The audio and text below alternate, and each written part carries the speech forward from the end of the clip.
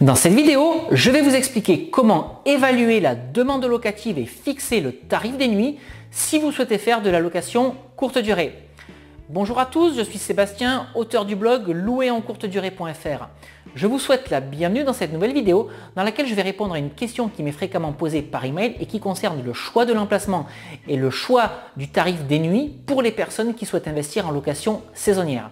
Alors avant que je vous explique comment je fais pour choisir mon emplacement et fixer le tarif de mes nuits, je vous rappelle que vous avez la possibilité de vous abonner librement et gratuitement à ma chaîne YouTube en cliquant sur le bouton juste ici. Ça me permettra de vous tenir informé en temps réel de la publication de toutes mes nouvelles vidéos dans lesquelles je partagerai avec vous des conseils, des astuces et des retours d'expérience autour de l'immobilier et de la location courte durée.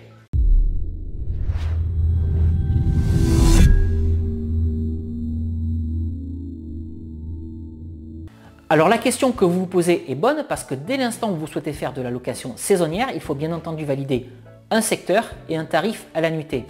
Et ces deux critères sont très importants puisque ce sont eux qui vont conditionner la rentabilité de votre investissement locatif et surtout le cash flow que vous allez dégager tous les mois.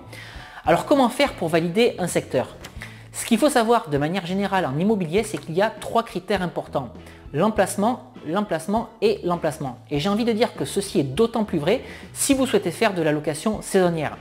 Il faut donc valider un secteur qui va attirer une forte clientèle ou en tout cas un secteur pour lequel les gens ont un fort intérêt. Alors, il y a des secteurs qui sont prédestinés à la location saisonnière, c'est notamment le cas des lieux touristiques, des centres-villes, mais également des hôpitaux, parce que ce qu'il faut savoir, c'est qu'il y a de nombreuses personnes qui viennent rendre visite à de la famille ou à des amis qui sont hospitalisés, mais vous pouvez également investir à proximité d'une zone d'activité, auquel cas vous allez attirer une clientèle professionnelle. Alors si l'emplacement que vous avez choisi ne fait pas partie de cette liste, il y a également trois critères ou trois astuces que vous pouvez utiliser pour valider votre secteur. La première de ces astuces, c'est de vérifier si à proximité de l'adresse qui vous intéresse se trouve un hôtel. En général, les hôtels ne sont pas construits par hasard.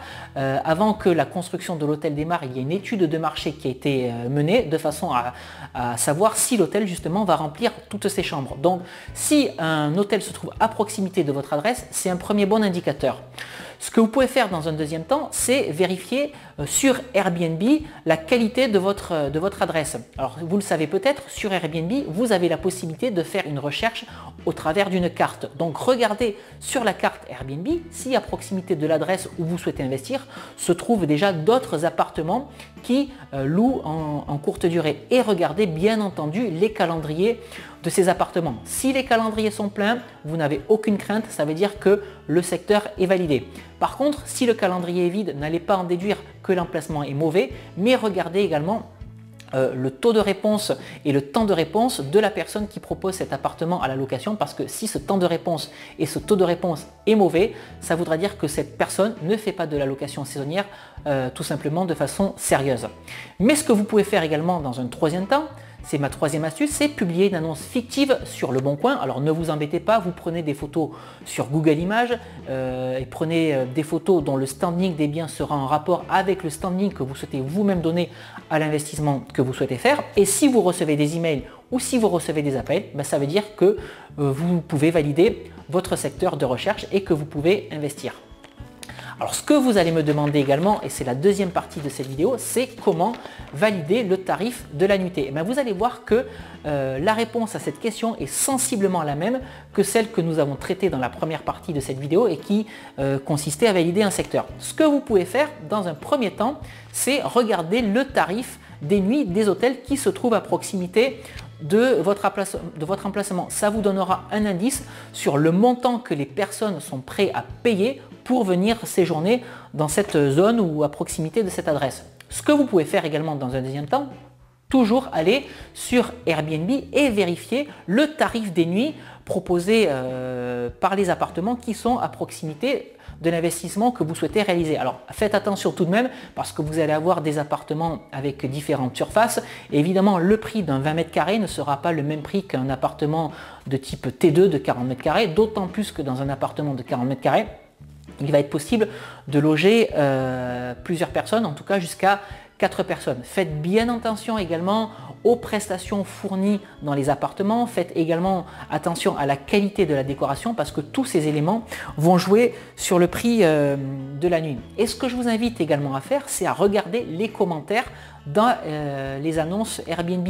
Ça vous donnera un indice sur la qualité des propriétaires des appartements qui vont être vos concurrents directs très prochainement une fois que vous aurez réalisé votre investissement locatif, mais ça va vous donner également un indicateur sur la qualité de l'emplacement.